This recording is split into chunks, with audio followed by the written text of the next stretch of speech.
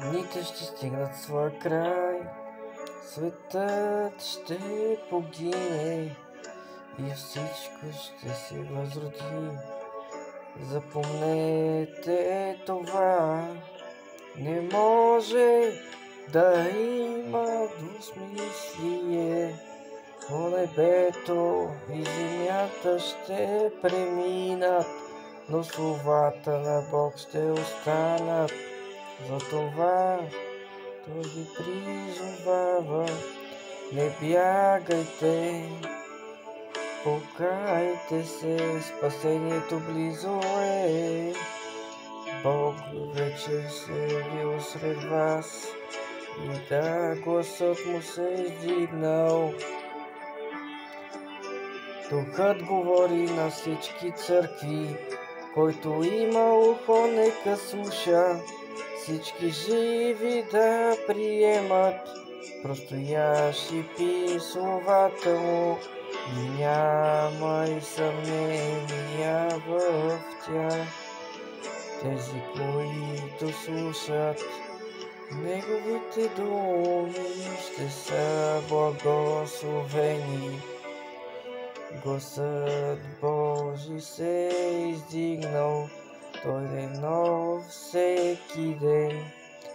Виждаш Бог и Той вижда теб, говори ти винаги, но ти го отхвърляш, не го познаваш.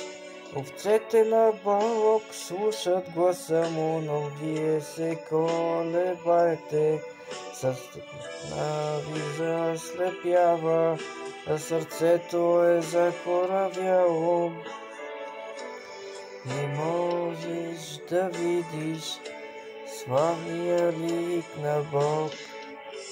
Колко жалко е, не чакай повече.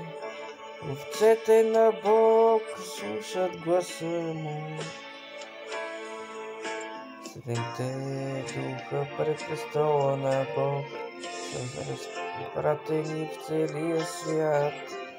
Бог ще прати своя вестител да говори на всички църкви. Бог е праведен и верен. Той е Бог, който изследва дълбините на сърцето. Духът говори на всички църкви, който има ухо, нека слуша. Всички живи да приемат, просто я шипи словата му и няма и съмнения в тях.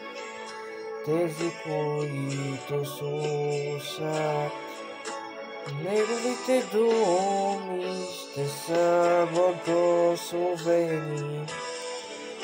Тези, които търсят Бог, ще имат светлина и прозрения. Словата му идват при теб, отварят очите ти. Ще видиш тайнствата на духовното и че царството е сред хората.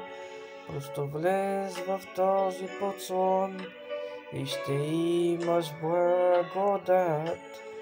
Глад и мор не ще те застигнат, и звяр не ще те докосне.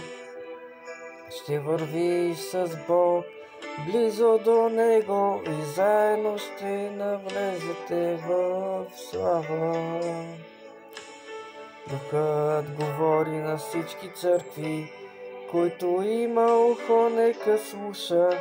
Всички живи да приемат, просто я шипи словата му и няма и съмнение в тях. Тези, които слушат неговите думи, ще са благословени. Амин. Слава на всемогъщия Бог.